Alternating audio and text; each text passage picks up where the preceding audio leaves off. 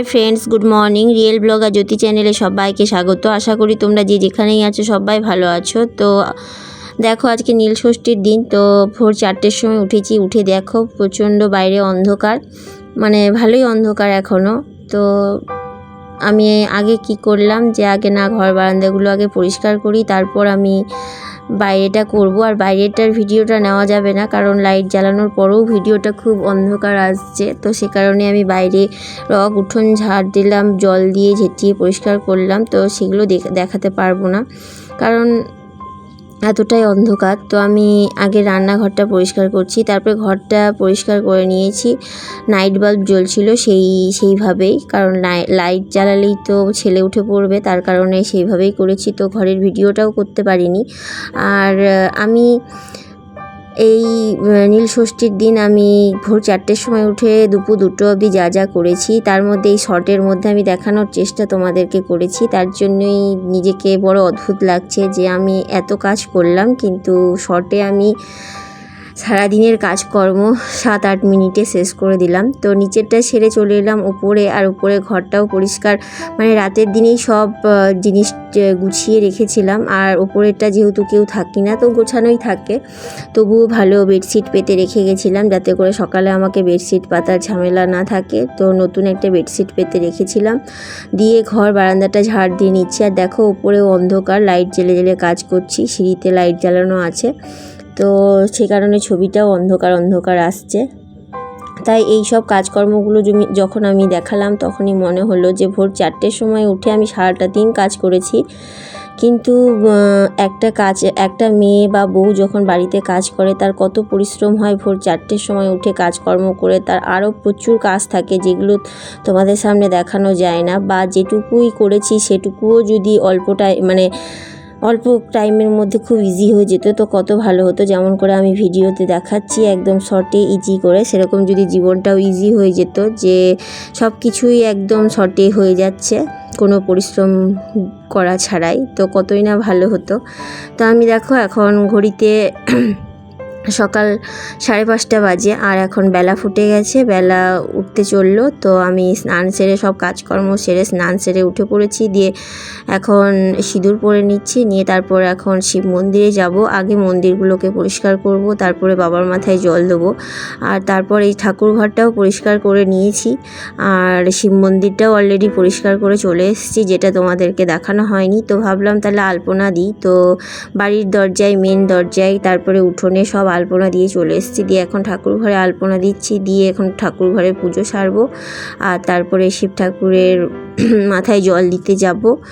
আর আমার বাড়িতে যেটুকুই আমার প্রস্তুত ছিল আমি সেভাবেই ঠাকুরকে জল দিয়ে এসেছি, বাড়তি কোনো আড়ম্বর আমি করতে পারিনি। আর সকাল 6টার মধ্যেই আমার শিব ঠাকুরের মাথায় জল ঢালাও কমপ্লিট হয়ে গেছে। আর তার কারণও একটা, যে আজকে আমাদের চৈত্র মাসের সংক্রান্তির আগের দিন বাড়িতে লক্ষ্মী পুজো হয়, আমাদের কুললক্ষ্মী। আর সেই কুললক্ষ্মী পুজোটা আমার ছোট দাদু শ্বশুর করেন, আর সেই মন্দিরের মধ্যেই হয়। তো খুব গ্যাঞ্জাম হয়ে যায়, ওরা আসে একটু মনে হয় একটু মনক্ষুণ্ণ বা মুশকিলও বোধ করে, তার কারণে ওরা আসার আগে আগে আমি সবটা সেরে চলে এসেছি।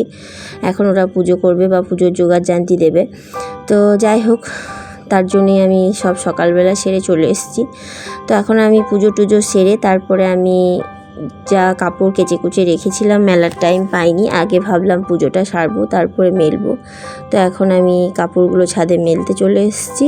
তারপর নিচে যাব, নিচে গিয়ে ছেলেকে ফার্স্ট আগে হরলিক্স আর বিস্কুট দেবো, তারপর ওকে একটু পড়াতে বসবো। তারপরে ওকে পড়াতে পড়াতে আবার আমি তরকারি করব ছেলের খাওয়ার মতো, কারণ আজকে বড় খাবে না, সেও ঠাকুরের মাথায় জল দেবে তারপরে খাবে। তো সকালবেলাটা আজকে খাওয়ার পার্টি খুব কমই আছে, তো ভাবলাম ছেলে কী দিয়ে খাবে, তার জন্য একটু আলু চচ্চড়ি করব। আর ওকে পড়াতে বসিয়ে দিয়েই তারপর আমি সে কাজটা করব। তারপর ধীরে ধীরে আমাদের খাবার করব, কারণ ষষ্ঠী এমনিতে আমাদের ভাত খাওয়া হবে না। তো সেই বর বলল যে আর আমরা কেউই ভাত খাবো না, তোমরা যা খাবে সেটাই আমরা সবাই খেয়ে নেবো, আর রাত্রেবেলা ভাত খেয়ে নেব। তো সেদিন রাত্রেবেলাও আর ভাত হয়নি, সেদিন রাত্রেবেলা সবাই মুড়ি খেয়েই থেকে গেছে। তো বললাম না, এই যে এখন হরলিক্স গরম করে ছেলেকে দিচ্ছি, তো কথা বলতে বলতেও হাঁপিয়ে যাচ্ছি। তার জন্যই মনে হলো যে এরকম ভিডিওর মতো যদি জীবনটাও খুব শর্টে হতো তো কত ভালো হতো। তো যেই হোক, তা এখন ওকে হরলিক্স খাইয়ে তারপরে পড়াতে বসলাম। তো পড়তে বসতে চায় না, জোরের উপর 1 ঘন্টা জোর করে পড়াতে বসাই, এতটাই দুষ্টু, পড়তে বসতে চায় না।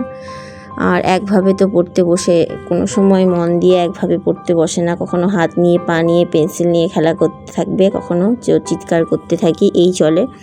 তো জানি না ভিডিওটা তোমাদের কেমন লাগবে, যদি ভালো লেগে থাকে প্লিজ লাইক শেয়ার সাবস্ক্রাইব করো আর ভালোবেসে আমার পাশে থেকো।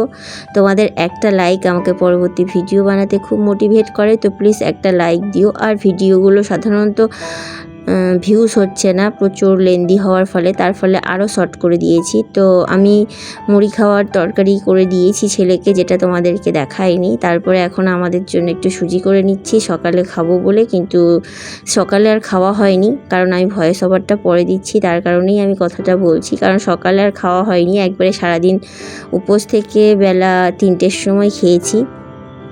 তো সুজিটা করাই হলো আমার, কিন্তু খাওয়া হয়নি। তো সুজিটা করে রেখে দেবো, দিয়ে তারপর আমি দুপুরের খাবারের জন্য রেডি করব। আর ছেলেও বলছে আমি মুড়ি খাবো না, তো তার ফলে আমার আলু চচ্চড়ি করাটাও বৃথা হলো। তো যাই হোক, তারপরে কিছুক্ষণ পর ছেলে খেয়েছে।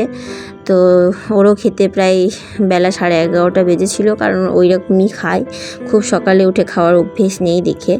তো আমার সুজিটাও এখন রেডি, এই দেখো সুজি করে রেখেছি, দিয়ে ঢাকা দিয়ে দিলাম। আর পাশে এই টিফিন কৌটোতে আলু চচ্চড়িও করেছি। আর দুপুরবেলা ময়দা করব, তো ময়দা পরোটা করব দেখে ছেলে দেখো আটাটা মাখছে, আমি অর্ধেকটা মেখে দিয়েছি, বাকিটাও মাখছে। দিয়ে এখানে আমি কুমড়ো, ছোলার ডাল আর আলু দিয়ে একটা তরকারি করে নিচ্ছি। দিয়ে দুপুরবেলা এখন খাওয়া দাওয়ার পালা, সবাই বসে পড়েছে, ছেলে আর বর, তারপর ওরা খাবে, তারপর আমি খাবো। তো আজকের জন্য এইটুকুই, সবাই ভালো থেকো, সুস্থ থেকো, টাটা।